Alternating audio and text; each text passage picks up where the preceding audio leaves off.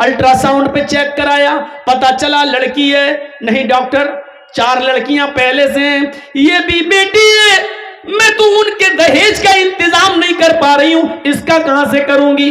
نہیں اب مجھے بیٹی نہیں چاہیے، گرا دو، ایبورشن، آپریشن، اسقاط.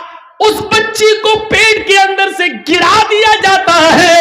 اگر یہاں کسی نے یہ جرم کیا ہے، سن لو میری بہنوں، سن لو میری قوم کی بیٹیوں، سن لو میری سماج کی ماں، اوہ سنو، اللہ کے نبی فرماتے ہیں جس عورت نے اپنے پیٹ سے کسی بچے کو گرایا، ایبورشن کرایا، اس کی عمر پیٹ میں 1 دن کی کیوں نہ ہو، 1 ہفتے کا بچہ کیوں نہ ہو، پیٹ میں 1 مہینے کا کیوں نہ ہو، 3 مہینے کا کیوں نہ ہو، 3 دن کا کیوں نہ ہو، قیامت کے دن یہ بچہ اللہ رب العالمین اس کو زندگی دے گا، اس کو ہاتھ دے گا، پیر دے گا، زبان دے گا، سر دے گا، آنکھیں دے گا، چہرہ دے گا، سب کچھ دے گا.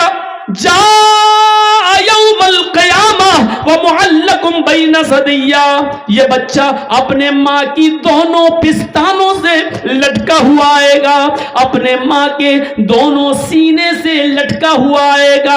قیامت کے دن اس حال میں آئے گا کہ یہ بچہ اپنے ماں کی پستان سے دودھ چوس رہا ہوگا، دودھ کھینچ رہا ہوگا. اللہ رب العالمین کی آواز آئے گی، اے بچے تجھے کچھ کہنا ہے؟ بچہ اپنے ماں کی پستان کو چھوڑ دے گا، یقول چیخے گا اور کہے گا یا ربی ہذہ امی قتلتنی، اللہ یہ میری ماں ہے جس نے دنیا میں مجھے مار ڈالا تھا، اللہ یہ میری ماں ہے جس نے دنیا میں میری جان لے لی تھی، اللہ یہ میری ماں ہے جس نے دنیا میں مجھے قتل کر ڈالا تھا. اللہ یہ دنیا میں میری نہ بنی، آج تو اس کا مت بن. اللہ یہ دنیا میں میرا خیال نہ رکھ سکی، آج تو اس کا خیال نہ رکھ. اے اللہ میری ماں کو جہنم میں ڈال دے، اللہ میری ماں کو تو جنت میں مت بھیج. اللہ اس نے دنیا میں مجھے پناہ نہ دی، دنیا میں مجھے آنے سے پہلے مار ڈالا، اے اللہ تو بھی اس کو جہنم میں بھیج. وہ بچہ اللہ سے شکایت کرے گا، اللہ میری ماں کو دنیا میں جب اس نے مجھے نہیں وجود میں لائی تو اس کو جنت میں کیسے بھیج سکتا ہے؟ اے اللہ میری ماں کو تو جہنم میں ڈال دے. وہ بچہ اپنی ماں کو اللہ سے فریاد کر کے جہنم میں بھجوا دے گا. اگر کسی ماں نے، کسی عورت نے اگر یہ جرم کیا ہے تو جاؤ فجر کی نماز سے پہلے مصلی بچھاؤ، سجدے کرو اور اپنے روٹھے ہوئے رب کو منا لو، شاید اس کو رحم آ جائے تو تمہیں توبہ قبول کر کے بخش دے، ورنہ امید بہت کم ہے. جس نے دنیا میں اپنے بچے کو گرایا، تم تو حلال بچے گرا رہی ہو، اپنے شوہر کا بچہ گرا رہی ہو، صرف اس لیے کہ 3 لڑکیاں 4 لڑکیاں پہلے سے، 4تھی بھی لڑکی نہیں چاہیے، صرف اس لیے. اسلام نے تو حرام اولاد بھی گرانے کی اجازت نہیں دی، ناجائز بچہ بھی مارنے کی اجازت نہیں دی. وہ ایک عورت آئی تھی اللہ کے رسول کے پاس جس سے زنا ہو گیا تھا، حرام کام ہو گیا تھا، کہہ رہی تھی اللہ کے رسول مجھے پاک کر دو. اللہ کے نبی نے کہا کیا ہوا؟ کہا ایسا ہو گیا. آپ نے صحابہ سے کہا اس کو مار ڈالو، پتھروں سے ختم کر دو. صحابہ نے کہا اللہ چلو. اس نے کہا اللہ کے رسول میرے پیٹ میں بچہ ہے، اسی زنا کی پیداوار ہے. اللہ کے نبی نے کہا تو غلطی تیری ہے، تیرے پیٹ کے بچے کو کیسے مارا جائے؟ ابھی تجھے ماروں گا تو بچہ بھی مر جائے گا، جاؤ جب بچہ پیدا ہو جائے تب آنا. جب بچہ پیدا ہوا تب آئی. اللہ کے رسول نے کہا ابھی بھی تجھے نہیں مارا جا سکتا ہے کیونکہ ابھی بچہ تیرا دودھ پیتا ہے، اس کے ہونٹوں میں دودھ لگا ہے، اور محمد ظالم نہیں ہے جو اس بچے کا حق مار دے. نہیں، ابھی اس کو دودھ پلاؤ، جب روٹی کھانے لگے تب آنا. سوچو، حرام بچہ تھا، ناجائز بچہ تھا، جنگل میں بکریاں چرانے والے کسی چرواہے سے اس عورت نے زنا کر لیا تھا، پہاڑ کے دامن میں زنا ہوا تھا، جنگل میں جھاڑی میں زنا ہوا تھا. لیکن اللہ کے رسول صلی اللہ علیہ وسلم نے اس ناجائز بچے کو بھی گرانے کی اجازت نہیں دی، جبکہ اس بچے کا باپ اس دنیا میں پتہ نہیں کون ہے، نہ اس نے ایکسپٹ کیا کہ میرا بچہ ہے، اور آج تک حدیث کی کتابوں میں اس بچے کا باپ کا پتہ نہیں ہے کہ کون ہے. میرے بھائیوں ذرا تصور کرو، اللہ چاہتا تو نبی کو بتا سکتا تھا کہ اس بچے کا باپ فلاں ہے، لیکن اللہ نے بھی نہیں بتایا، اس لیے کہ کسی کا معاملہ چھپا ہے تو چھپا رہنے دو، شاید وہ توبہ کر لے اور اللہ رب العالمین اس کو معاف کر دے. لیکن اگر کسی کو معلوم ہے تو اس کو ننگا کرنے کی ضرورت نہیں ہے. اگر کسی کا عیب چھپا ہے تو اس کو چھپانے کی کوشش کرو. کسی کی برائی چھپی ہے تو چھپاؤ, اس کو اجاگر مت کرو, اس لیے کہ توبہ کے دروازے کھلے ہوئے ہیں. اللہ رب العالمین کب کس کو بخش دے اور کس کو معاف کر دے. میری بہنوں, میری ماں, میری قوم کی بیٹیوں, سنو, جب ناجائز بچے کو گرانے کی اجازت نہیں ہے تو حلال بچہ, جائز بچہ, اس کو کیسے گرایا جا سکتا ہے؟ یہ اندھیرا تھا عرب کی سرزمین پر, یہ گناہ تھے عرب کی سرزمین پر. اگیان ہیتو کرت موہ مدان دیکارم ناشم ودھایم ہتدو دیتے. محمد اس دنیا میں آئیں گے, اندھیرے کو ناش کر دیں گے, اندھیرے کو مٹا دیں گے. آپ اس دنیا میں آئے اور آپ نے اندھیرے کا خاتمہ کیا, آپ نے اس طریقے سے اندھیرے کو مٹایا. پھر عورت کو عزت دی, پھر عورت کو سمان دیا. میری بہنوں, میری قوم کی بیٹیوں, تم کہاں عزت ڈھونڈ رہی ہو؟ اسلام نے تمہیں جو عزت دی, اللہ کی قسم دنیا کے کسی دھرم میں اور مذہب میں وہ عزت نہیں ملے گی. تم کہتی ہو ہمیں اسلام نے پردے کی 4 دیواری میں قید کر دیا ہے, چہرہ تک نہ دکھاؤں, ہاتھ کی ہتھیلیاں بھی نہ کھولوں, پیروں میں بھی ساکس پہنوں, ہاتھوں میں گلیوز پہنوں, پھر ہم ترقی کیسے کریں گے؟ میری بہنوں, تمہاری شکایت اپنی جگہ پر صحیح ہے, لیکن مجھے بتاؤ, ایمانداری کے ساتھ بتاؤ, اس روڈ پر 2 سگی بہنیں جا رہی ہوں, 2 سگی سسٹر جا رہی ہوں, دونوں 1-2 سال کی عمر کا فرق ہو, ایک کی عمر 18 سال ہو, ایک کی عمر 20 سال ہو. ان دونوں سگی بہنوں میں, ان دونوں حقیقی بہنوں میں, ایک برقع اوڑے ہوئے ہو, نقاب لگائے ہوئے ہو, ہاتھوں میں گلیوز پہنے ہوئے ہو, پیروں میں ساکس ہو, چہرہ چھپا ہوا ہو, اس کے سر کا ایک بھی بال دکھائی نہ دے رہا ہو, یہ بھی سڑک پہ جا رہی ہے, اور اسی کے بغل میں اس کی سسٹر ہے, اس کی بہن ہے, وہ جینز پہنے ہوئے ہے, وہ ٹی شرٹ پہنے ہوئے ہے یا اسکرٹ پہنے ہوئے ہے, اس کے بال کھلے ہوئے ہیں, اس کی لپسٹک لگی ہوئی ہے, اس نے میک اپ, پاؤنڈز کریم اور فیئر اینڈ لولی اتنی لگا رکھی ہے جو اس کے چہرے پر نمایاں ہے, دکھائی دے رہی ہے, اس نے پرفیوم بھی مار رکھا ہے اپنی باڈی پر. میری بہنوں, ایمانداری کے ساتھ بتانا, جرجیز کا چہرہ دیکھ کر فیصلہ مت کرنا, اپنے دل کی گواہی بتانا. ان دونوں سگی بہنوں میں چوراہے پر جو لڑکے کھڑے ہیں, شرارتی ہیں, چھچورے ہیں, ان کو ان کے ماں باپ نے اچھی تربیت نہیں دی ہے, وہ دوسروں کی ماں بہنوں کو تکتے رہتے ہیں, ان کے اندر یہ برائی ہے. تم اپنے دل سے فیصلہ کرنا, ان دونوں سگی بہنوں میں وہ چوراہے پر کھڑے ہوئے لڑکے کس لڑکی کو چھیڑیں گے اور کس کو پریشان کریں گے. آپ نے اپنے دل کی گواہی بتانا, جرجیز کا چہرہ مت دیکھنا کہ جرجیز کیا کہہ رہا ہے, اپنے دل سے پوچھو کہ ان دونوں سگی بہنوں میں وہ لڑکے کس کو چھیڑیں گے. آپ کا اندر سے گواہی یہی ہوگی, دل اندر سے یہی کہے گا, اسکرٹ والی کو, جینس والی کو, جس کے بال کھلے ہیں اس کو, جس کی لپسٹک لگی ہے اس کو چھیڑیں گے, طنز ماریں گے, چڑھائیں گے, تانے ماریں گے, آواز کسیں گے, نقاب والی کو کچھ نہیں کہیں گے. قرآن نے یہی تو کہا ہے کہ تم جب روڈ پر چلو, سڑک پر چلو, کسی ضروری کام کے لیے نکلو, قل للمؤمنات یغضضن من ابصارهن ويحفظن فروجهن ولا يبدين زینتهن. قرآن نے یہی تو کہا ہے کہ اپنی نگاہوں کو نیچا رکھو, ويحفظن فروجهن, اپنی شرمگاہ کی حفاظت کرو, وَلَا يُبْدِينَ زِينَتَهُنَّ, اور اپنے بناؤ سنگار کو, زیب و زینت کو غیر مردوں کے سامنے ظاہر مت کرو. یہ 3 چیزیں عورتوں کو بتائی ہیں.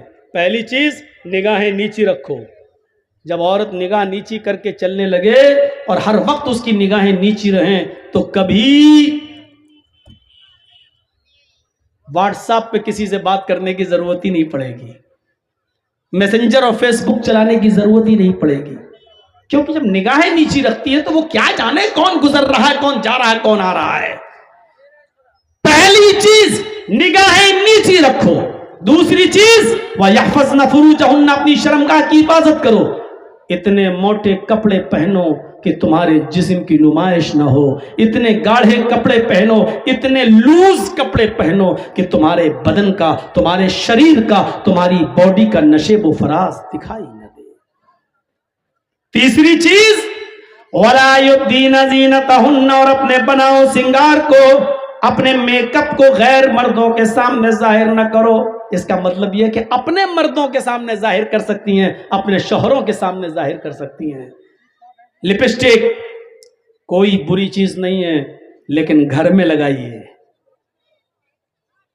اور باہر لگاؤ گی تو بہت بری چیز ہے. جلسوں میں بھی لگا کے آئی ہوں گی، جلسوں میں بھی لپسٹک لگا سکتی ہے عورت. اب تو پہلے ایک کمپنی تھی جو لپسٹک بناتی تھی جس میں خنزیر کی، سور کی چربی آتی تھی، لیکن اب اس نے بھی اقرار کر لیا ہے کہ نہیں اب ہم نہیں ملاتے ہیں، اور ایگریمنٹ کر کے دیا ہے اس نے. اسرائیلی کمپنی تھی لیکن اب نہیں آتی. لگا سکتی ہے عورت، لیکن گھر میں. فیئر اینڈ لولی لگا سکتی ہے بالکل، لیکن گھر میں. پاؤنڈس لگا سکتی ہے بالکل، لیکن گھر میں. پرفیوم لگا سکتی ہے بالکل، لیکن گھر میں. باہر کوئی چیز نہیں. المرأۃ اذا استعطرت فمرت بالمجلس فهي كذا وكذا زانیہ زانیہ زانیہ. اللہ کے رسول صلی اللہ علیہ وسلم نے 3 بار فرمایا. اور سنو، ترجمہ سن لو. المرأۃ اذا استعطرت، جب عورت خوشبو لگا کر نکلتی ہے، خوشبو استعطرت، اور عربی جاننے والوں کو معلوم ہے یہ باب استفعال میں آیا ہے. استعطرت جس کے اندر طلب ماخذ پایا جاتا ہے، یعنی صرف عطر نہیں، پرفیوم نہیں، کوئی بھی چیز لگا لے جس سے خوشبو آتی ہو. اور سن لیجئے پہلے، عورت کوئی بھی چیز لگا لے جس سے خوشبو آتی ہو. مثلا آرنیکا ہیئر آئل، چمیلی کا تیل، آئل، ڈابر آولا، جس میں خوشبو ہے. استعطرت باب استفعال میں طلب ماخذ، ہر وہ چیز جس کے اندر خوشبو اڑتی ہو، خوشبو لگتی ہو. یہ چیز عورت گھر میں لگا سکتی ہے، لیکن اگر یہ لگا کر گھر سے باہر نکلی فمرت بالمجلس، اور جہاں لوگ بیٹھے ہوتے ہیں ان کے سامنے سے گزری، یعنی راستے میں چلتی ہے، چوراہے پہ جاتی ہے، دکانوں سے گزرتی ہے، دکانوں پہ جاتی ہے، فَهِيَ كَذَا وَكَذَا، وہ ایسی ہے، وہ ایسی ہے، وہ ایسی ہے. صحابہ نے کہا اللہ کے نبی ایسی کا کیا مطلب ہے؟ نہیں سن پاؤ گے، اتنا بڑا کلیجہ نہیں ہے ہمارا، کس زبان سے ہم بولیں. صحابہ کہہ رہے اللہ کے نبی بتائیے کیسی ہے. کہا نہیں سمجھے، کہا نہیں، کھل کے بتائیے. اللہ کے نبی نے کہا آنی الزانیہ الزانیہ الزانیہ، وہ بدچلن ہے، وہ بدچلن ہے، وہ بدچلن ہے. کلیجہ ہو تو سنو، اور اگر سننے کا کلیجہ نہ ہو تو مولوی جرجیز کو بلانا چھوڑ دو. اور بلاؤ گے تو سننا پڑے گا، تمہیں نہیں تمہارے باپ کو بھی سننا پڑے گا. یہ 10 سال ہم نے مدرسوں میں کوئی گھاس نہیں چھیلی ہے، آلو نہیں چھیلے، یہی سب پڑھا ہے، اور جو پڑھا ہے وہ بتاؤں گا.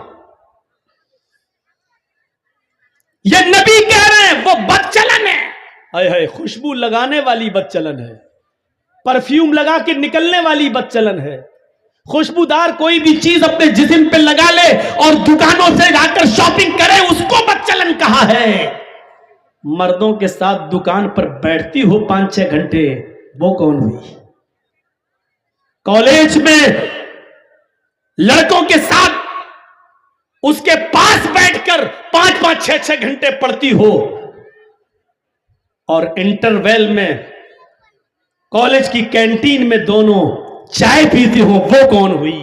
اگر اس کے بارے میں ہم بول دیں گے تو یہ گالیاں دیں گی بیچاری، ہٹ بڑھوا مولوی آ گیا جانے کہاں سے۔ اسی لیے یہیں سے اندازہ لگا لو، جو عورت خوشبو لگا کر نکل جائے وہ ایسی ہے، وہ ایسی ہے، وہ ایسی ہے، یعنی بدچلن ہے، بدچلن ہے، بدچلن ہے۔ جو پرفیوم خوشبو لگا کر نکل جائے تو وہ یہ، تو مردوں کے ساتھ گھومنے والی، غیر مردوں کے ساتھ چلنے والی، ان کی بائک پہ بیٹھنے والی، ان کی موٹر سائیکلوں پر سفر کرنے والی کون ہوئی؟ شوہر کا انتقال ہو گیا، بہت پیسہ چھوڑ گیا، بیوی زمین و جائیداد کی مالک ہے، میاں بیوی دونوں حج کرنے جانا چاہتے تھے، ہسبینڈ وائف دونوں حج کرنے جانا چاہتے تھے، دونوں نے فارم بھر دیا ہے، سنو مسئلہ، دونوں نے فارم بھر دیا ہے، حج کی تاریخ بھی آ گئی ہے، لیکن حج کرنے سے پہلے، حج جانے سے پہلے ہسبینڈ کی ڈیتھ ہو گئی، ایکسپائر ہو گیا، انتقال کر گیا، اب عورت اکیلی ہے، اب وہ حج کرنے جانا چاہتی ہے، شریعت اس کے بعد پابندی لگاتی ہے کہ اب وہ حج کے لیے اکیلی نہیں جا سکتی ہے، استطاعت ہے، پیسہ ہے، دولت ہے، سونا ہے، چاندی ہے، سب ہے، لیکن اب اس کو حج کے لیے کنڈیشن بدلنا پڑے گی، اب اس کو اپنے باپ کے ساتھ حج کرنے جانا پڑے گا، باپ نہیں ہے تو اپنے بھائی کے ساتھ حج کرنے جانا پڑے گا، بھائی نہیں ہے تو اپنے بیٹے کے ساتھ حج کرنے جانا پڑے گا، بیٹا بھی نہیں ہے تو پھر اس کو اب حج ملتوی کرنا پڑے گا، کینسل کرنا پڑے گا۔ صاحب وہ تو استطاعت ہے، پیسے والی ہے، اس کی اوپر تو حج فرض ہے، لیکن اسلام یہ کہتا ہے جب اس کا شوہر انتقال کر گیا، اس کا باپ نہیں ہے، بیٹا نہیں ہے، بھائی نہیں ہے، تو اب اس عورت کو اکیلے حج کی اجازت نہیں ہے۔ اب وہ عورت ایک دینی کام کے لیے، حج کے لیے اگر اکیلی نکل رہی ہے، خانہ کعبہ بھی پہنچ جاتی ہے، صفا مروہ کے چکر بھی لگا لیتی ہے، سارے ارکان بھی کر لیتی ہے، لیکن اکیلے جاتی ہے تو اللہ کی قسم اس کا حج نہیں ہے، اس کا حج نہیں ہے، اس کا حج نہیں ہے، وہ حج کا ایک ثواب اس کو نہیں ملے گا، بلکہ الٹا گناہ پڑے گا، الٹا اس کی اوپر عذاب پڑے گا۔ اس لیے عذاب پڑے گا کیونکہ اس عورت کی اوپر اب حج فرض نہیں تھا، اس لیے کہ اس کی اوپر سے حج کینسل کر دیا گیا، کیونکہ اس کو لے جانے والا کوئی محرم نہیں ہے۔ میری بہنوں، حج جیسے مقدس مقام پر عورت اکیلی نہیں جا سکتی ہے، جہاں کسی کی عزت نہیں لٹ سکتی ہے، جہاں سب لبیک لبیک کہتے ہو، ایسی مقدس جگہ پر بھی تم اکیلی نہیں جا سکتی ہو۔ حج ایسی عبادت کے لیے بھی تم اکیلی نہیں جا سکتی ہو۔ یہ تمہارے کلیجے کہ تم بازاروں میں اکیلی چلی جاتی ہو، تم کالجوں میں اسکولوں میں اکیلی چلی جاتی ہو، اپنے گھروں سے نکل کر تم اپنے میکے اکیلی چلی جاتی ہو، یہ کلیجہ ہے تمہارا۔ شریعت تو تمہیں گھر سے باہر نکلنے کے لیے بھی اکیلے اجازت نہیں دیتی ہے۔ اگر تمہیں گھر سے باہر بھی نکلنا پڑے تو اپنے شوہر کے ساتھ جاؤ، اگر شوہر نہ ہو تو اپنے بھائی کے ساتھ جاؤ، بھائی نہ ہو تو اپنے بیٹے کے ساتھ جاؤ۔ اکیلے شریعت عورت کو اکیلے گھر سے نکلنے کی اجازت نہیں دیتی ہے۔ فرمایا کہ لا یخلون رجل بامرأۃ، کوئی بھی مرد کسی عورت سے اکیلے میں تنہائی میں گفتگو نہ کرے، اکیلے میں نہ ملے، الا کان ثالثہما الشیطان، اس لیے کہ وہ دو نہیں ہوتے بلکہ ان میں تیسرا شیطان ہوتا ہے۔ یہ شریعت ایک متعین کر رہی ہے، راستہ بتا رہی ہے کہ کوئی مرد کسی عورت سے اکیلے نہ ملے۔ اللہ کے نبی اعتکاف میں بیٹھے ہوئے ہیں، اللہ کے نبی کی دو بیویاں نبی سے ملنے آتی ہیں، اللہ کے نبی صلی اللہ علیہ وسلم سے ملاقات کر کے جب وہ واپس جا رہی ہیں تو اللہ کے نبی ان کو مسجد کے دروازے تک چھوڑنے کے لیے آتے ہیں، سامنے سے دو انصاری گزر رہے ہیں، اللہ کے نبی نے ان دونوں انصاریوں کو بلایا، ادھر آؤ۔ وہ دونوں انصاری قریب آئے، اللہ کے نبی نے فرمایا اے نوجوانوں، یہ دونوں میری بیوی ہیں، یہ دونوں میری وائفز ہیں، یہ دونوں میری بیویاں ہیں۔ ان نوجوانوں نے کہا اللہ کے نبی آپ ہم سے یہ کیوں بتا رہے ہیں؟ آپ ہم سے ایسا کیوں کہہ رہے ہیں؟ کہا اس لیے کہہ رہا ہوں کہ شیطان ہر انسان کی رگوں میں خون میں دوڑتا ہے. ہو سکتا ہے کہ تمہارے دل میں شیطان یہ وسوسہ ڈال دے کہ محمد پتہ نہیں کن عورتوں سے باتیں کر رہا تھا, یہ دونوں عورتیں کون تھیں اور کیوں ملنے آئی تھیں. اس لیے میں تمہیں بتا رہا ہوں کہ میں کسی غیر عورت سے نہیں, اپنی پتنیوں سے, اپنی بیویوں سے بات کر رہا تھا. محمد رسول اللہ کو بھی اپنی صفائی دینا پڑی کہ دیکھو یہ میری بیویاں ہیں, جبکہ صحابہ کیسے شک کر سکتے تھے نبی کے اوپر, لیکن آپ نے کلیئر کر دیا میں کسی غیر کے ساتھ نہیں, اپنی بیویوں کے پاس تھا اور یہ بیویاں مجھ سے ملنے آئی تھی. میرے بھائیوں, جب محمد رسول اللہ صلی اللہ علیہ وسلم اپنے آپ کو بچا سکتے ہیں تو پھر تم اپنی بائک پر اپنی سالی کو کیسے بٹھا سکتے ہو؟ میرے بھائیوں یقین مانیے, بیوی کی موجودگی میں بھی سالی آپ کی بائک پر نہیں بیٹھ سکتی ہے. اگر بیٹھتی ہے تو بہنوئی بھی گناہگار اور سالی بھی گناہگار. میاں اور بیوی, ہسبینڈ اور وائف دونوں کھانا کھا رہے ہیں اور آپ کی سالی آتی ہے اور بہن کہہ رہی آؤ تم بھی بیٹھ جاؤ, تمہارے جیجا ہیں کوئی بات نہیں کھاؤ. بیوی کی موجودگی میں بھی سالی اپنی بہنوئی کے ساتھ, اپنے جیجا کے ساتھ کھانا نہیں کھا سکتی ہے, اس کے سامنے چہرہ نہیں کھول سکتی ہے. جب شریعت سالی کو بیوی کی موجودگی میں بھی نہ شوہر کے ساتھ یعنی جیجا کے ساتھ نہ کھانا کھانے کی اجازت دے رہی ہے, جب کھانا کھانے کی اجازت نہیں دے رہی ہے تو بائک پر اسکول چھوڑنے کی اجازت کیسے دے سکتی ہے؟ بائک پر مارکیٹ گھمانے کی اجازت کیسے دے سکتی ہے؟ اور ایک جیجا کے لیے سالی کو بائک پہ بٹھا کر بازار سے شاپنگ کی اجازت کیسے دے سکتی ہے؟ الفاظ میرے کڑوے ہیں, سخت ہیں, لیکن بیماری بھی بڑی ہے.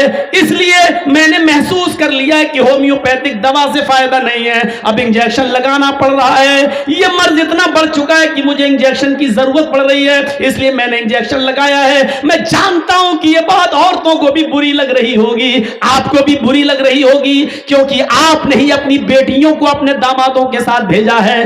آپ کو بھی بری لگ رہی ہے اور ان سالیوں کو بھی بری لگ رہی ہوگی جو اپنے بہنوئیوں کی اور اپنے جیجا کے موٹر سائیکلوں پہ بیٹھ کے گھومی ہیں. حقیقت میں بری لگ رہی ہوگی, لیکن برا لگنے ہی کے لیے تمہیں بول رہا ہوں تاکہ تمہارے اندر اس کا احساس ہو, جاگے اور پتہ چلے کہ کتنا گھناؤن اور کتنا بڑا جرم تم کر رہی ہو, یہ اسلام کی نظر میں کتنا بڑا گناہ ہے, اس کا احساس تمہارے اندر ہو. اگر تمہیں برا نہ لگے, اگر برا لگ رہا ہے تو جرجیز کامیاب ہے. اگر تمہارے دل کو چھپ رہی ہے میری باتیں تو اللہ کی قسم میں پاس ہو گیا.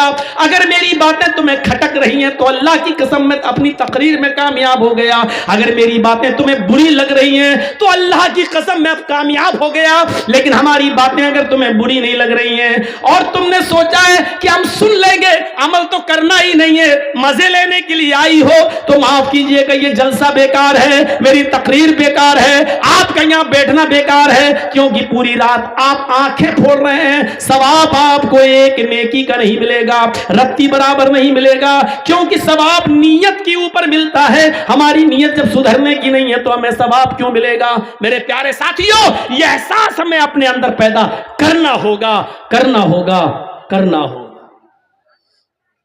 یا تو سالیاں ہی سب سے زیادہ مذاق کرتی ہیں جیجا سے, بیوی اتنا کھل کے نہیں بولتی جتنا سالی. یہ جو کیسی لگی میری بہن, یہ ساری سالیاں ہی مذاق کرتی ہیں سب سے زیادہ جیجا سے. ہاں, جس طریقے سے سالی بہنوئی کے ساتھ کھانا نہیں کھا سکتی ہے بہن کی موجودگی میں, اسی طریقے سے آپ کا چھوٹا بھائی بھی آپ کے دسترخوان پر آپ کی موجودگی میں بھابھی کے ساتھ کھانا نہیں کھا سکتا. چاہے کتنا کہو, بھابھی ہے تمہاری, چلو بیٹھ جاؤ, ہم بھی کھا رہے ہیں, چلو بھابھی.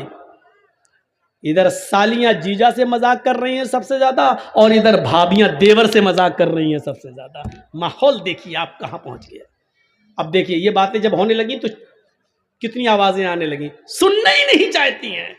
ان کے خلاف کوئی بات مت بولو, ایسا لگ رہا ہے جیسے مچھلیاں بک رہی ہوں, مارکیٹ لگا ہو مچھلیوں کا. تو میرے بھائیوں, اللہ کے رسول سے کسی نے پوچھا, ایک صحابی نے, ایک عورت نے، صحابیہ نے، اے اللہ کے نبی میں جس گھر میں رہتی ہوں میرا دیور بھی اس میں رہتا ہے، ارأیت الحموا، کیا میں دیور سے بھی پردہ کروں؟ اور سنو نبی نے جواب کیا دیا، ارأیت الحموا، کیا میں دیور سے بھی پردہ کروں؟ تو اللہ کے نبی نے فرمایا دیور سے؟ دیور سے پوچھ رہی ہو؟ چھوٹے بھائی کی بیوی، یعنی چھوٹے بھائی، شوہر کے چھوٹے بھائی سے نا، کہ ہاں۔ تو اللہ کے نبی نے کیا کہا، الحمو الموت، ارے وہ تو موت ہے۔ اور نبی نے کیا جواب دیا، تم یہ پوچھ رہی ہو کیا دیور سے بھی پردہ کروں؟ ہاں ہاں وہ تو موت ہے۔ موت کا مطلب سمجھ رہے ہو؟ محلے کے کچھ لوگوں سے اگر بے پردگی ہو جائے تو چلے گا، چلتے چلتے راستے میں جا رہی ہو، گاؤں کا کوئی آدمی تمہیں دیکھ لیا، ایک نظر جلدی سے پردہ گرا لیا، چلے گا۔ تھوڑی بہت بے پردگی دوسرے لوگوں سے ہو جائے چلے گی، لیکن دیور سے بالکل نہیں۔ الحمو الموت، دیور تو موت ہے بھابھی کے لیے، دیور تو موت ہے بھابھی کے لیے۔ یہ حدیث جب میں پڑھتا تھا تو بہت سے لوگ کہتے تھے مولانا آج کل جوائنٹ فیملی ہے، لوگ ایسے رہتے ویسے رہتے، کیسے ہو پائے گا؟ لیکن اس کا نقصان میں نے اس وقت دیکھا جب ایک بار میں سعودی کے سفر پر گیا تھا، اور وہاں یہ حادثہ جب مجھے لوگوں نے بتایا تو بڑا عجیب لگا کہ اللہ کے رسول نے جو دیور بھابھی کا پردہ بتایا وہ کتنا سٹیک اور کتنا صحیح ہے۔ وہاں ایک عجیب قصہ سننے میں آیا میرے جدہ کا، کہ جدہ میں بھوپال کا ایک آدمی ٹیکسی ڈرائیور تھا، دونوں بھائی وہاں پر ٹیکسی چلاتے تھے، ایک بھائی رات میں ایک بھائی دن میں۔ اور بھوپال کا یہ آدمی فیملی کے ساتھ رہتا تھا، چھوٹے بھائی کی شادی نہیں ہوئی تھی، 8 سال 10 سال 15 سال کا عرصہ گزر گیا، اس آدمی کے 4 بچے بھی وہاں پیدا ہوئے۔ ایک مرتبہ یہ شخص کسی کسٹمر کی تلاش میں جدہ میں بیٹھا ہوا تھا اپنی ٹیکسی پر، کہ ایک عورت آتی ہے، اس کا پیٹ بڑا تھا، اس کے پیٹ میں حمل تھا، بچہ تھا، اور آ کر کہتی ہے ایکسکیوز می، اس نے کہا جی کیا بات؟ دیکھیے مجھے بہت تیز پیٹ میں درد ہو رہا ہے، یہ قریب میں جو ہاسپٹل ہے جلدی لے چلیے، میری ڈیلیوری کا وقت قریب ہے۔ اس نے کہا آؤ بیٹھو، ٹیکسی کھولی اور بٹھا لیا اور جلدی سے لے گیا، اور ہاسپٹل میں اس نے سوچا چلو، اس نے ہاتھ پکڑ کر ہاسپٹل تک پہنچا دیا، اور وہاں اسٹاف نے فوراً اس عورت کو لیا اور جلدی سے اندر لے گئے۔ اس نے سوچا یہ اس کا آدمی ہوگا،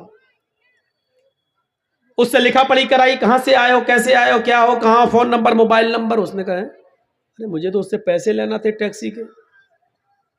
اندر سے چیکنگ ہو کے آواز آئی، اس سے کہہ دیا اس کو تو 3-4 دن یہاں ایڈمٹ رہنا پڑے گا، کیونکہ ڈیلیوری کبھی بھی ہو سکتی ہے، رات میں بھی، پھر بھی ایک نارمل ہو گئی تو ٹھیک، آپریشن ہوا تو 3-4 دن 5-6 دن رکھنا پڑے گا۔ اس نے سوچا کہ چلو یار 2-3 دن میں کبھی یہاں سے نکلیں گے پھر لے لیں گے اس سے پیسے، ابھی تو وہ بیچاری پریشان ہے، اس کے ساتھ کوئی ہے بھی نہیں۔ یہ اپنا ٹیکسی اٹھا کر چل دیا، پورا دن ٹیکسی چلا کے رات میں گھر پہنچا، رات بھر سویا۔ رات میں اس کا چھوٹا بھائی ٹیکسی چلاتا، وہ ٹیکسی چلاتا تھا، یہ دن میں ٹیکسی چلاتا تھا۔ تو جب یہ صبح فجر کی نماز پڑھنے اٹھا، نماز پڑھ کے آیا، اس کی بیوی نے اس کو چائے بنائی، اپنے شوہر کو بریڈ آملیٹ وغیرہ بنایا کہ چلو ناشتہ کرو اب تم جاؤ گے۔ موبائل فون کی گھنٹی بجی، وہ والا فون لینڈ لائن، وہ گھنٹی بجتی ہے۔ اس نے گھنٹی اٹھائی، ارے کون اتنا صبح صبح، اس نے سوچا کہ کوئی کسٹمر ہوگا، کہیں جانا ہوگا، فون کرتے ہیں لوگ، تو اس نے فون اٹھایا کہ ہلو۔ وہاں سے آواز آئی کون؟ جمیل صاحب۔ کہا جی، بڑے نالائق انسان ہے تم۔ کہا کیوں، کیا ہوا؟ کہا ہاسپٹل میں تم اپنی بیوی کو چھوڑ گئے ہو، بیچاری رات بھر یہاں پریشان رہی، جلدی آئیے ہاسپٹل میں، ڈیلیوری ہو گئی اور تمہیں لڑکا ہوا ہے۔ اس کے تو ہوش اڑ گئے۔ اے ڈاکٹر تمہارا دماغ ٹھیک ہے؟ وہ میری بیوی بھی نہیں تھی، اچھا ہوا یہ فون میں نے اٹھایا، کہیں میری بیوی نے اٹھا لیا ہوتا تو قیامت آ گئی ہوتی۔ دماغ ٹھیک رکھو۔ ادھر سے اس ڈاکٹر نے، لیڈیز ڈاکٹر کی چلائی اس کے اوپر، چپ بدتمیز کہیں گے. یہ انڈین پاکستانی کمینے سب ایسے ہی ہوتے ہیں. بچہ پیدا ہو گیا آپ کہتے ہیں میری بیوی نہیں, لڑائی لڑتے ہیں گھر میں اور یہاں آ کے چھوڑ جاتے ہیں. آ رہے ہو یا میں پولیس بھیجوں؟ کہنا پولیس مت بھیجو, میں آ رہا ہوں. گیا سیدھے ٹیکسی چلاتا ہوا ہاسپٹل میں پہنچا اور جا کے کس وارڈ میں؟ کہ فلاں کمرے میں. کھولا کمرہ, ڈائن چڑیل مر جا, میں ہی ملا تھا تجھے. ایک تو میرا کرایہ نہیں دیا, بستر پہ لیٹی اور کہہ رہی ہے میرا بچہ. اب روتی ہے تمہیں کیا ہو گیا؟ ارے گھر میں تھوڑا سا جھگڑا ہو گیا, اس کا مطلب یہ تھوڑی کہ تم ہمیں اتنا ڈانٹو گے, اپنے بچے کو تم ایکسیپٹ ہی نہیں کر رہے. اور اس نے رونا شروع کر دیا. اس کا دماغ خراب کہ یہ ڈرامے بند کر. ڈاکٹر صاحب یہ میری بیوی بھی نہیں ہے, پتہ نہیں کون ہے. ڈاکٹر صاحب کہتے ہیں چپ, رو رہی ہے. ایک عورت کیسے کسی کو اپنا شوہر کہہ دے گی؟ مانتا ہوں جھگڑا ہوتا ہے گھروں میں, سب کے گھر میں ہوتا ہے, لیکن اس کا یہ مطلب ہے کہ تم بیوی مت. ارے ڈاکٹر صاحب اللہ کی قسم یہ میری بیوی نہیں ہے. اور وہ کہتی ڈاکٹر صاحب یہ جھوٹ بول رہا, اللہ کی قسم میں اسی کی بیوی ہوں. معاملہ بڑا پیچیدہ. ڈاکٹر نے کہا رکو. معاملہ اتنا بگڑ گیا, ہر آدمی اسی عورت کی بات کر رہا ہے, کیونکہ عورت کے آنسو بڑے خطرناک ہوتے ہیں. ان آنسوؤں کو جو سمجھ جائے وہ بہت بڑا سمجھدار مانا جائے گا. عورت کے آنسوؤں کو سمجھنا بڑا مشکل ہے. آپ شادی شدہ ہیں, آپ کو تجربہ ہوگا, ہمیں بھی تجربہ ہے. بہت یہ آنسو بڑے خطرناک ہوتے ہیں. اس لیے پورے ہاسپٹل کا اسٹاف عورت کی تائید کر رہا ہے. کیا ہے؟ بالکل سے چپ. ڈاکٹر کہتا ہے چلو رکو, ابھی تمہاری رپورٹ سامنے آتی ہے, ادھر آؤ, لاؤ ڈی این اے ٹیسٹ کر لیتے ہیں. کہا کر لو. آدمی کہتا ہاں کر لو. بلڈ نکالا, بچے کا بلڈ نکالا. عورت کہتی ہے کہ ڈاکٹر صاحب رپورٹ کیا صحیح آئے گی؟ کبھی کبھی مشینیں بھی غلط رپورٹ دے دیتی ہیں. یہ عورت بول رہی ہے. اب وہ آدمی جس کا بلڈ نکل رہا تھا وہ کہتا چل, مشینیں کبھی کبھی غلط رپورٹ دے دیتی ہیں. اب جب پول کھلنے والی ہوئی تب رپورٹ غلط. چپ. ابھی دودھ کا دودھ پانی کا پانی الگ ہوتا ہے. اسی بیچ اذان کی آواز آنے لگی. اس نے وہیں پر اپنے سر کا گمچھا اتارا, بچھایا, نماز پڑھنا شروع کر دیا. لیکن سوچنے لگا یار کہیں غلط رپورٹ آ گئی تو, کہیں عورت کی بات صحیح نہ نکل جائے, کہیں یہی رپورٹ نہ آ جائے کہ یہ بے رحم بچہ ہے, تب تو گھر میں کیسے لے کے جاؤں گا. اللہ دیکھ تو اچھی طرح جانتا ہے میرا بیٹا نہیں ہے, اللہ تو جانتا ہے یہ میری بیوی نہیں ہے, اللہ دیکھ میری رپورٹ صحیح آنی چاہیے. 2 دن کے بعد کہا جاؤ رپورٹ آئے گی, 2 دن کے بعد تم آنا. 2 دن کے بعد اس کو بلایا. بولو کیا بات؟ ہاں جی. اور ڈر بھی رہا ہے. ڈاکٹر ہنس رہے ہیں. تو ڈاکٹر صاحب ہنسیے مت, پہلے بتائیے رپورٹ کیا آئی ہے. ڈاکٹر صاحب کہتے ہیں کہ تم صحیح کہہ رہے تھے کہ تمہارا بچہ نہیں. یہ عورت جھوٹ بول رہی ہے, تمہارا بلڈ اس کے بلڈ سے میچ ہی نہیں کھا رہا. عورت کہتی دیکھیے ڈاکٹر صاحب میں نے پہلے ہی کہا تھا کہ رپورٹ غلط آئے گی, اللہ کی قسم یہی میرا پتی ہے. آدمی کہتا چپ, تیری پول کھل گئی ہے, دوسرے کا پاپ میری گود میں ڈالنا چاہ رہی ہے, بھاگ یہاں سے. ڈاکٹر صاحب میں جاؤں؟ ڈاکٹر صاحب کہتے ہیں آپ جائیے. اس عورت سے کہا اے بتا کون ہے تیرا ہسبینڈ, نہیں تو ابھی تجھے قتل کی سزا ہوگی. یہاں پر سعودیہ ہے, یہ انڈیا نہیں ہے. کہتی ڈاکٹر صاحب اللہ کی قسم یہ اسی کا بچہ ہے, میں اس کی بیوی ہوں, مت جانے دیجیے, میں کس کے پاس جاؤں گی. ڈاکٹر نے سر پہ ہاتھ پکڑ کے کہا میری بہن میں تمہیں کیسے بتاؤں کہ یہ اس کا بچہ نہیں ہے, اس کی رپورٹ یہ بتا رہی ہے کہ یہ زندگی میں کبھی باپ بننے کے لائق ہی نہیں ہے, یہ باپ بن ہی نہیں سکتا. اب وہ آدمی کہتا کیا ڈاکٹر کیا, کہ ہاں تمہاری رپورٹ کہہ رہی ہے تم باپ بننے کے لائق ہی نہیں ہو, تمہارے اندر اتنے اسپرم نہیں ہے, تمہارے اندر اتنے شکراڑو نہیں ہے, تم باپ بن ہی نہیں سکتے ہو, تمہارے شکراڑو نل ہے, 0 ہے, تم باپ نہیں بن سکتے. اے ڈاکٹر 4 بچوں کا باپ ہوں اور تم کہہ رہے باپ نہیں بن سکتا, میں 4 بچے ہیں میرے. اب عورت چلاتی ہے دیکھیے ڈاکٹر صاحب میں نے کہا تھا نا رپورٹ غلط ہوتی ہے. اب یہاں سے یہ آدمی کہتا ہے چپ, یہ رپورٹ تو صحیح ہے کہ یہ بچہ میرا نہیں ہے, لیکن یہ رپورٹ غلط ہے کہ میں باپ نہیں بن سکتا. اور ڈاکٹر کہتا چپ رہو تم دونوں, میرا دماغ خراب کر دیا ہے. وہ کہتی اس کا شوہر، وہ کہہ رہا میرا شوہر نہیں، تم کہہ رہے ہو یہ میرا بیٹا نہیں، رپورٹ کہہ رہی باپ نہیں بن سکتے، تم کہہ رہے ہو میں 4 بچوں کا باپ ہوں. ایسے تو رپورٹ میرا کیس ہی نہیں آیا میرے پورے ہاسپٹل میں آج تک ایسا. اس نے فائل اٹھائی، چل دیا، گاڑی میں ڈالا، باپ نہیں بن سکتا، گاڑی چلا رہا ہے.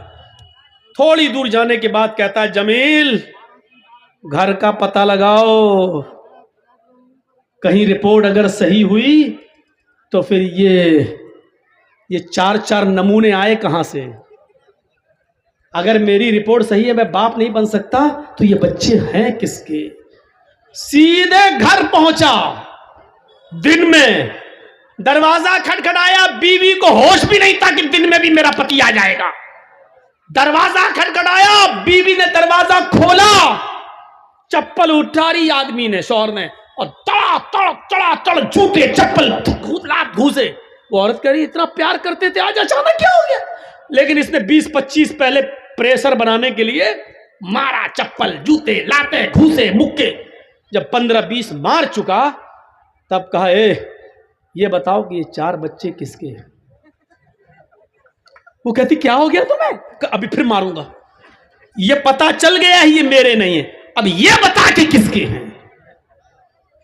2-4 اور دیے. جب اس کو تیز چوٹ لگنے لگی تو کہنے لگی رکو مارو مت، کچھ کہو گے تو نہیں؟ کہا نہیں، صحیح بتا دو گی تو کچھ. کہا کہ یہ 4 بچے آپ کے نہیں ہیں. پھر کہا دیور کے. کہ یہ کیسے ہوا؟ کہا آپ دن میں ٹیکسی چلاتے ہیں نا، وہ رات میں چلاتا ہے. مطلب آپ دن بھر غائب رہتے ہیں، رات میں سوتے ہیں، وہ رات بھر غائب رہتا ہے، دن میں سوتا ہے. گھر تو ایک ہی ہے، جوائنٹ فیملی تو ایک ہی ہے. آپ سے تو کچھ بچے ہو نہیں رہے تھے. مجھے گھر میں کلکاریاں سننے کا شوق تھا بچہ، اور جب اس سے دل لگ گیا تو سارے بچے اسی کے. اس نے کہا یہاں تو میں تمہارا انتقام نہیں لوں گا، یہاں اگر FIR کرتے ہیں تو ابھی تم دونوں کو قتل کی سزا ہو جائے گی. پاسپورٹ جلدی سے ریٹرن ٹکٹ لیا اور اپنے بھائی کو اور بیوی کو لے کر بھوپال آیا. اور بھوپال آنے کے بعد میٹنگ بٹھائی اور سب لوگوں سے کہا کہ جب یہ بچے میرے ہیں ہی نہیں تو میں ان کو کیوں پالتا ہوں، کیوں رکھتا ہوں؟ اور ان دونوں کا جب چکر چل ہی رہا ہے تو انسانیت کا تقاضا یہ ہے کہ میں اپنی عورت کو طلاق دیتا ہوں اور عدت گزار کر یہ اس کے ساتھ شادی کر لے. جب بچے اسی کے ہیں تو پھر یہ اس کے ساتھ رہے. اور اس نے اپنی بیوی کو طلاق دے دی. یہ واقعہ جب سعودیہ کی سرزمین پر میں نے سنا، پیروں کے نیچے سے زمین سرک گئی. اسی دن میری تقریر ہوئی جدہ میں، سعودی کے اندر جدہ میں، اور اسی ٹاپک پر میں بولا الحم الموت. اللہ کے نبی نے کہا تو دیور بھابھی کے لیے موت ہے. کتنا صحیح جملہ بولا تھا اللہ کے رسول نے کہ اللہ کے رسول کیا میں دیور سے بھی پردہ کروں؟ فرمایا دیور تو موت ہے بھابھی کے لیے، دیور تو موت ہے بھابھی کے لیے. تو اس لیے میری بہنوں میں تمہیں غلط نہیں کہہ رہا ہوں، لیکن دیور سے پردہ ہے، سالی کو جیجا سے پردہ ہے، بھابھی کو دیور سے پردہ ہے، اور اس میں کمی نہیں ہونی چاہیے. شرافت کا تقاضا یہ ہے کہ پردے پر عمل کریے. اسلام نے تمہیں بہت عزت دی ہے. اللہ کی قسم اگر تم بیوی ہو تو شوہر کو حکم دیا جو خود کھاؤ وہ اپنی بیوی کو کھلاؤ. کتنی عزت ہے. جو خود پہنو وہ اپنی بیوی کو پہناؤ. خبردار اپنی بیوی کے گال پہ کبھی تھپڑ مت مارو.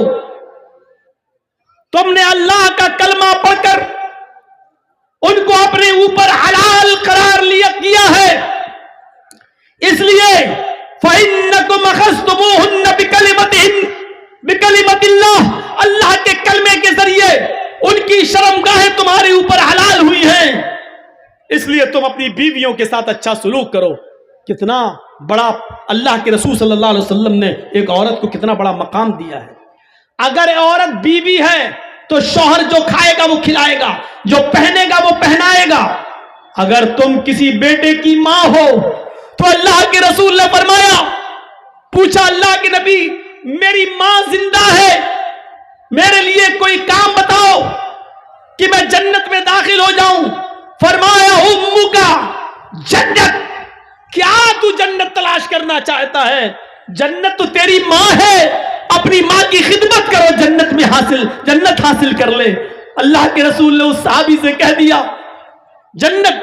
ایک صحابی اللہ کے رسول میں جہاد میں جانا چاہتا ہوں، جنگ ہو رہی ہے، میں چاہتا ہوں میں شہید ہو جاؤں اور جنت پا جاؤں۔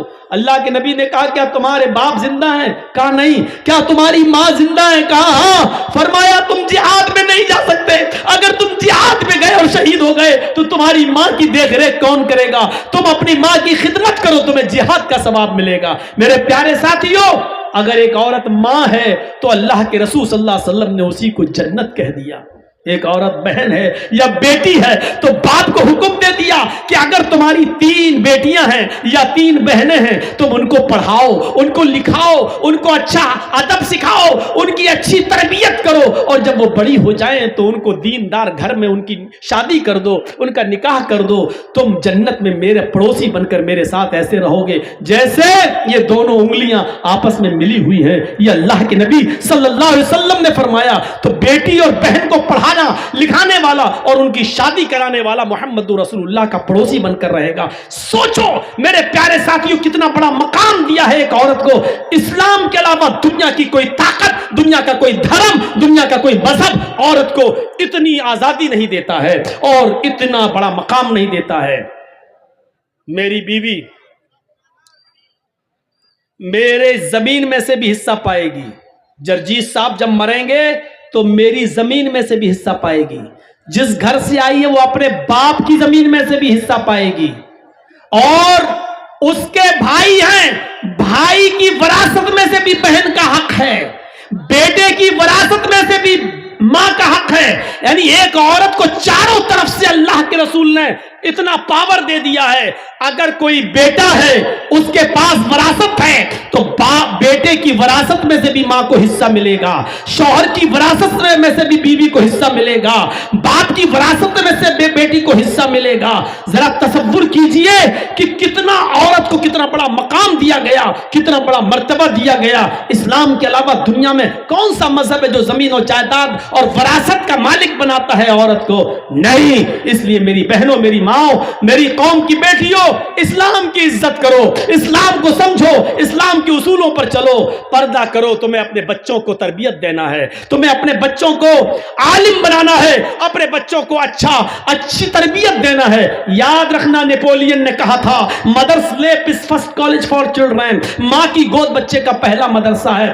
اگر بچہ اپنی ماں کی گود سے اچھی تعلیم، اچھی تربیت حاصل نہ کر سکا تو کوئی یونیورسٹی اس کو اچھی تربیت نہیں دے سکتی ہے۔ آپ دیکھ لیجئے، آپ کے مالدہ میں کالج ہوں گے، ہریش چندر پور میں بھی کوئی نہ کوئی بڑا اسکول ہوگا، مالدہ میں تو میڈیکل کالج بھی ہوگا، کلکتہ میں کالج۔ کتنے لوگ ان یونیورسٹیوں سے اور کالجوں سے پڑھ کے نکلتے ہیں، بی اے کر کے، ایم اے کر کے، بی کام کر کے، ایم کام کر کے، بی ایس سی کر کے، ایم ایس سی کر کے، پی ایچ ڈی کر کے، ایم بی بی ایس کر کے، ایم ڈی کر کے، ایم ایس کر کے۔ لیکن اتنے پڑھنے لکھنے کے باوجود بھی آپ نے دیکھا ہوگا کہ آپ چلے جائیے سڑک کے کنارے، پینٹ کی چین کھول کر کھڑے ہو کر پیشاب کر رہا ہوگا۔ ایک کتا بھی جب پیشاب کرتا ہے تو ایک ٹانگ اٹھا لیتا ہے تاکہ چھینٹے نہ آئیں۔ یہ کالج سے پڑھ کر آنے والا، اسکول اور یونیورسٹی سے پڑھ کر آنے والا، دونوں پیر زمین پر رکھ کر پیشاب کرتا ہے اور دھار کے چھینٹے اس کے کپڑوں پہ آتے ہیں۔ یہ کتے سے زیادہ بدتمیز ہے۔ کتے میں بھی اتنی تمیز ہے، کم سے کم وہ ایک پیر اٹھا لیتا ہے تاکہ چھینٹے نہ آئیں۔ کتے میں عقل ہے، کتے میں تمیز ہے، یہ اس سے بھی زیادہ بدتمیز ہے جو کھڑے ہو کر دونوں پیر زمین پر رکھ کر پیشاب کرتا ہے۔ یونیورسٹیوں نے اس کو انسان نہیں بنایا۔ اگر یہ بچہ ماں کی گود سے اچھی تربیت حاصل نہ کر سکا، ماں نے اگر اس کو اچھی تربیت نہیں دی تو یونیورسٹی سے امید مت رکھو۔ تمہیں اپنے بچوں کو اچھی تربیت دینا ہے، تمہیں اپنے بچوں کو اچھا بنانا ہے۔ مجھے امید ہے کہ میری بہنوں، میری قوم کی بیٹیوں، میری کچھ باتیں تمہیں بری لگی ہوں گی، اس پہ معاف کرو گی، لیکن اس پہ عبرت حاصل کرو گی، سنجیدگی کے ساتھ غور کرو گی۔ اللہ تعالیٰ تمہیں اچھا بنائے، نیک بنائے، پردے کی توفیق عطا فرمائے۔ اللہ کے نبی کے کئی نام ہیں، محمد بھی ہے اور احمد بھی ہے۔ قرآن نے یہی کہا وَإِذْ قَالَ عِيسَى ابْنُ مَرْيَمَ يَا بَنِي إِسْرَائِيلَ إِنِّي رَسُولُ اللَّهِ إِلَيْكُمْ۔ اور جب مریم کے بیٹے عیسیٰ نے کہا، جب مریم کے پتر عیسیٰ نے کہا یا بنی اسرائیل، اے اسرائیل کے بیٹو، انی رسول اللہ علیکم، میں تم سب کی طرف اللہ کا رسول بنا کر بھیجا گیا ہوں۔ انی رسول اللہ علیکم، میں تم سب کی طرف ایشور کا اللہ کا پیغمبر بنا کر بھیجا گیا ہوں. مصدقا لما بین یدی من التورات، تورات کی پشٹی کرتا ہوں، تورات کی تصدیق کرتا ہوں. مجھ سے پہلے جو کتاب نازل ہوئی تھی اس کتاب کو مانتا ہوں، یعنی تورات جو موسیٰ کو دی گئی تھی. وَمُبَشِّرًا بِرَسُولٍ یَأْتِی، اور شبھ سماچار دیتا ہوں، گڈ نیوز دیتا ہوں، اچھی خبر سناتا ہوں ایک ایسے رسول کی جو میرے بعد آئے گا، ایک ایسے نبی کی جو میرے بعد آئے گا. His name will be Ahmed, اس کا نام احمد ہوگا. یہاں قرآن نے کیا کہا؟ اسمہ احمد، اس کا نام احمد ہوگا. مبشرم برسول یاتی من بعد اسمہ احمد، ایک ایسے نبی کی گڈ نیوز دیتا ہوں جو میرے بعد آئے گا، اس کا نام احمد ہوگا. یہ قرآن نے کہا ہے. کتنی چیزیں ملتی ہیں؟ محمد، احمد، اب تک تو ہوا ویدوں، اب تک تو ہوا بدھزم میں، اب تک ہوا آپ کا اس بائبل میں. گرو گرنتھ میں کیا لکھا ہے؟ سکھوں کی کتاب میں اس کے گرو گرنتھ اٹھائیے 485 نمبر پیج پر دیکھیے گا. دہٹا نور محمدی دہٹا نبی رسول، نانک دیکھ قدرت گئے سبھی بھول. دہٹا نور محمدی دہٹا نبی رسول. نور محمدی سے مراد قرآن، نبی رسول سے مراد محمد.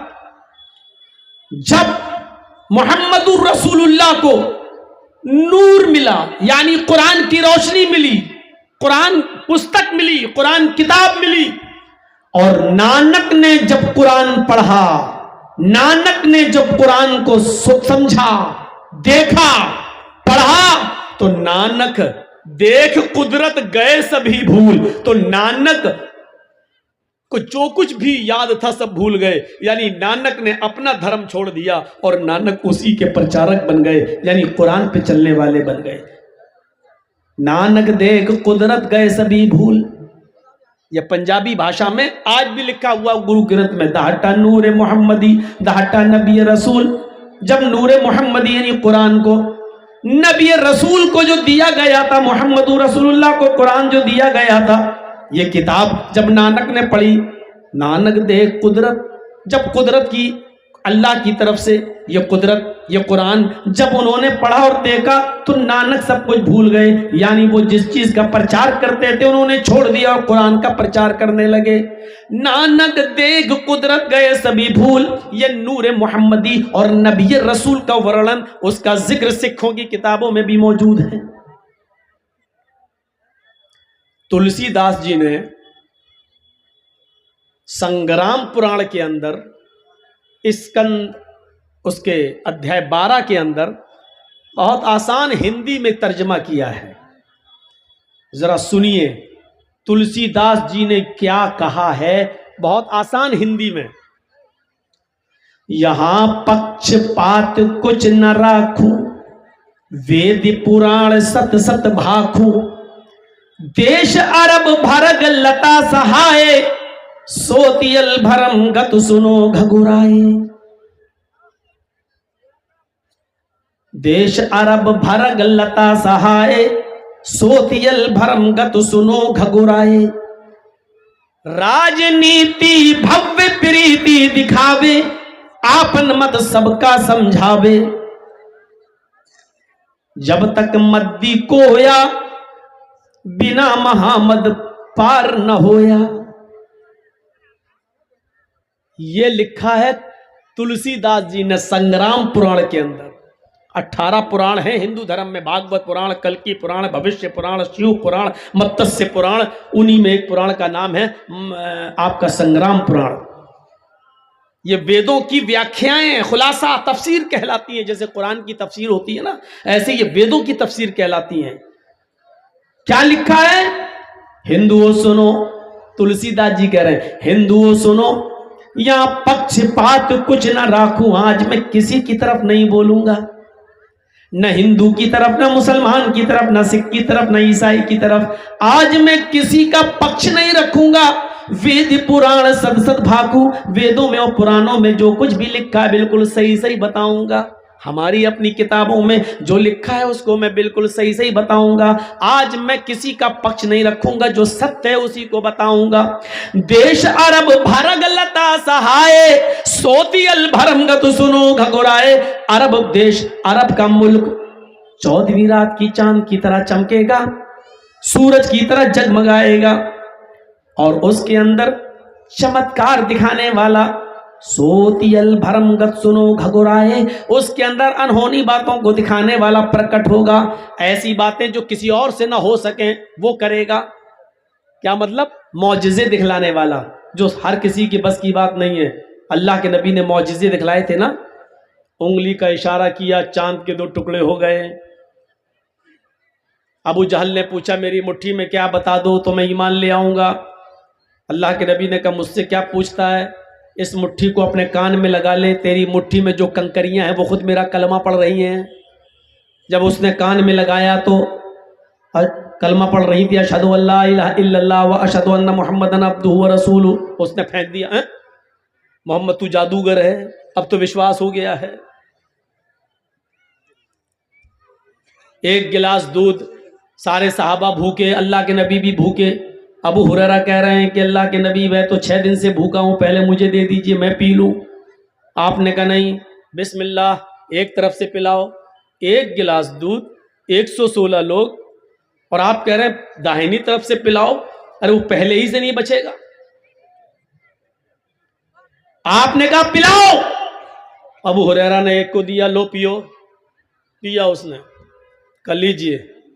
ابو ہریرہ کہتے ہیں اب کیا دے رہا, خالی گلاس, کچھ بچا بھی ہے؟ کہا ابو ہریرہ یہ پوچھو کہ کچھ کم بھی ہوا ہے؟ دیکھا ہے پورا کا پورا بھرا ہے. دوسرے کو دیا, بھرا رہا.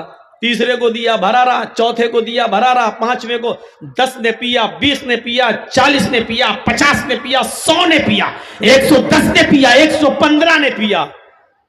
اللہ کے نبی کہتے ہیں کون بچا؟ ابو ہریرہ کہتے ہیں میں. کہا پیو. بیٹھ گئے, پینے لگے. 6 دن سے بھوکے تھے اس لیے ایک ہی سانس میں پیتے چلے گئے. ہاں لیجیے اللہ کے نبی. کہا نہیں اور پیو. کہا نہیں پیٹ بھر گیا ہے, کافی ہے. کہ نہیں اور پیو. دوبارہ پیا. کہ اللہ کے رسول بس بہت ہو گیا نا, اور پیو, تم 6 دن سے بھوکے ہو, اور پیو. تیسری بار پی کے کہا اللہ کے رسول اپنے ہی پیٹ پھٹ جائے گا بس. اور آپ کو بھی 3 ہی سانسیں کروانا تھیں, کیونکہ وہ جذبات میں ایک ہی سانس میں پیتے چلے گئے. 3 سانسیں ہو گئیں. کہ اللہ کے رسول بس. تب اللہ کے نبی نے اس گلاس کو اپنے ہاتھ میں لیا اور پھر پیا. سوتی البھرمگت سنو گھگرائے.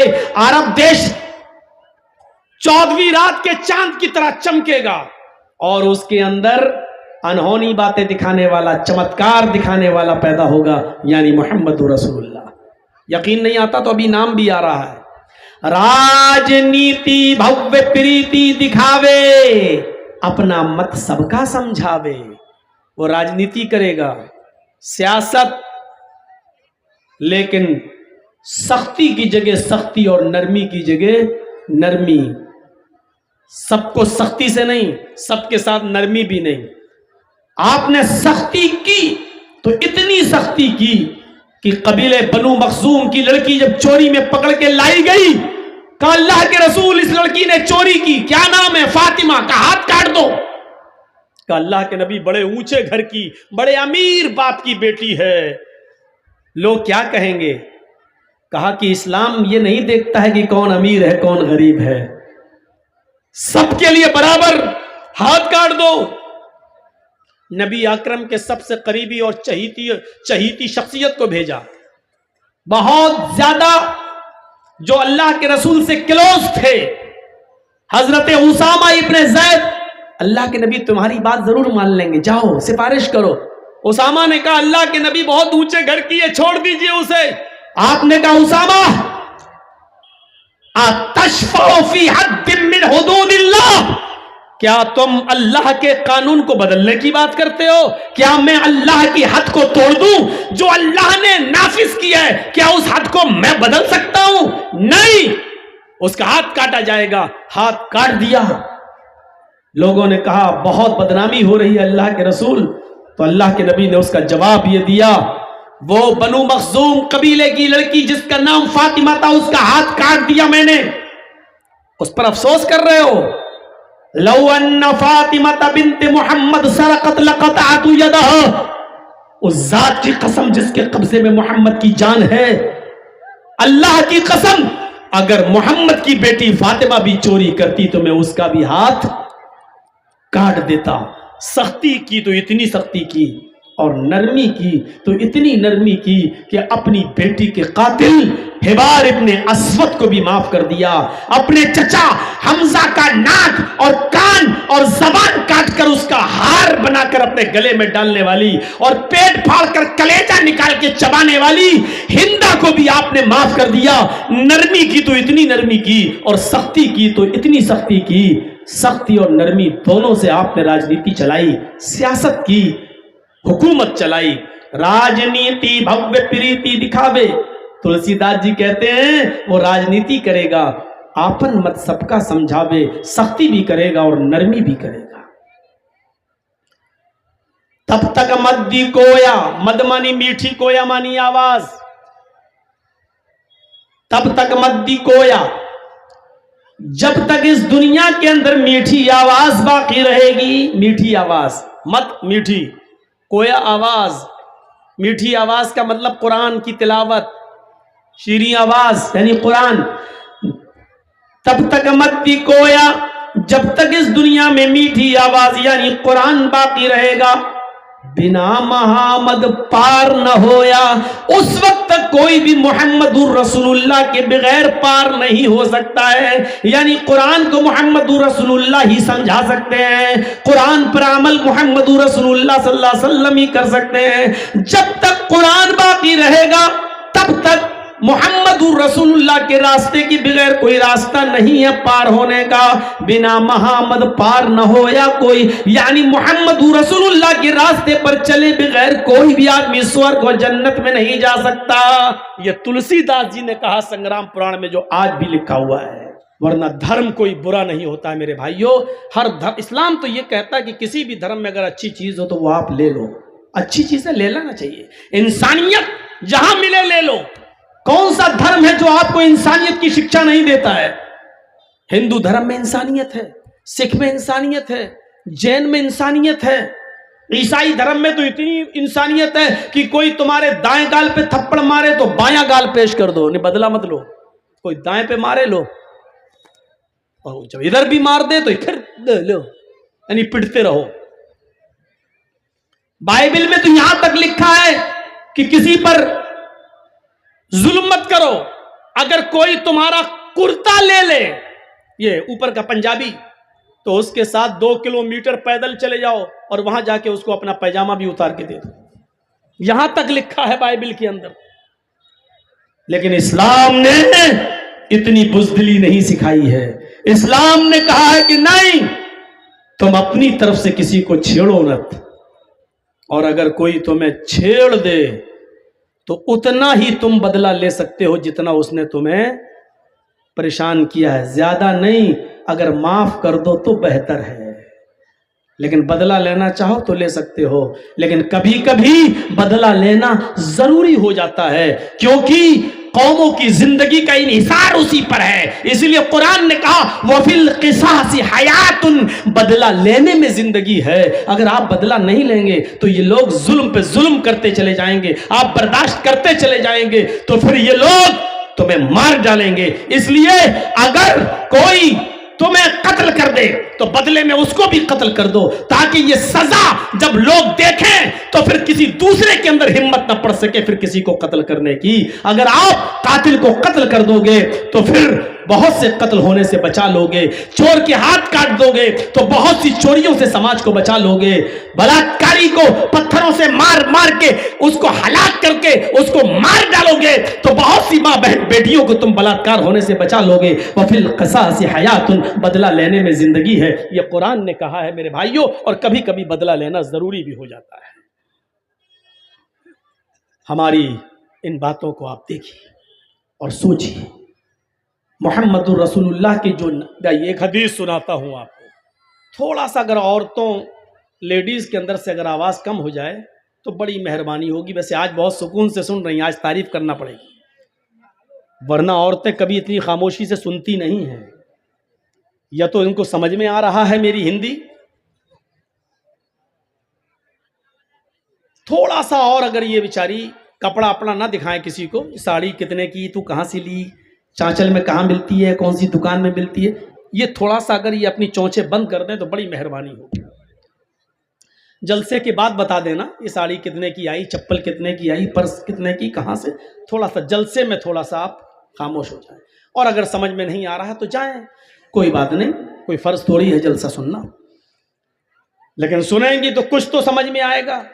جب ہندی کے سیریل سمجھ میں آ جاتے ہیں, ساس بھی کبھی بہو تھی, جب یہ سمجھ میں آ جاتا ہے تو ہماری بات کیوں نہیں سمجھ میں آ رہی ہے, آئے گی انشاءاللہ. ہم تو بہت آسان, بہت ہم سلو بول رہے ہیں. کوئی بمبئی اور حیدرآباد میں بول رہے ہوتے تو ابھی تک ہم کتنی اسپیڈ ہوتی ہے ہمارے. ہم بہت سلو بول رہے ہیں صرف آپ کو سمجھانے کے لیے.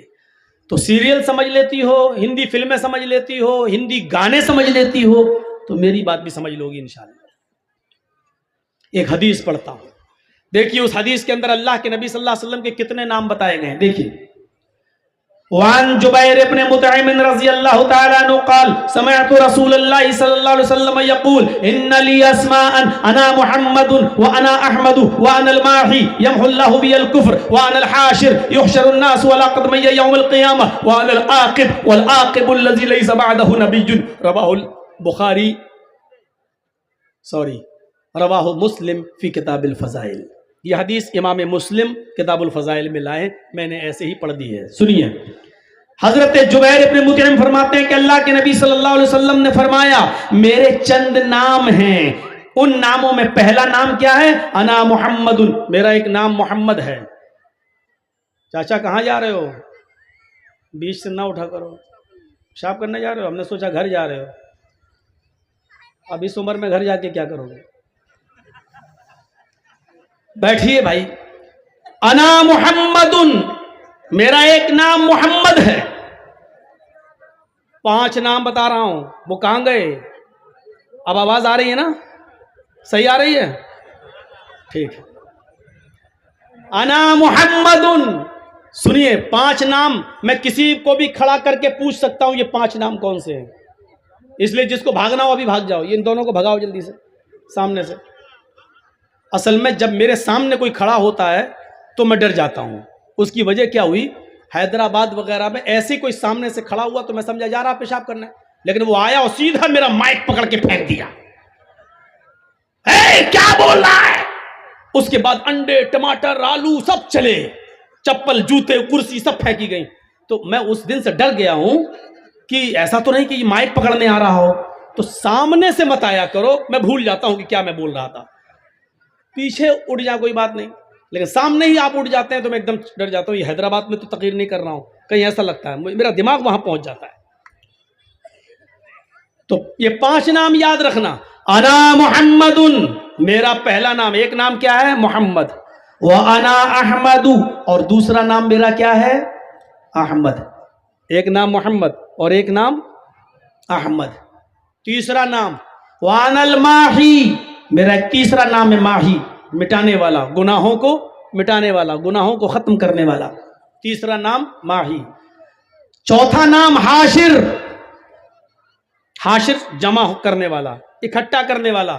یحشر الناس علی قدمی یوم القیامہ, قیامت کے دن اللہ سب کو میرے قدموں تلے جمع کرے گا.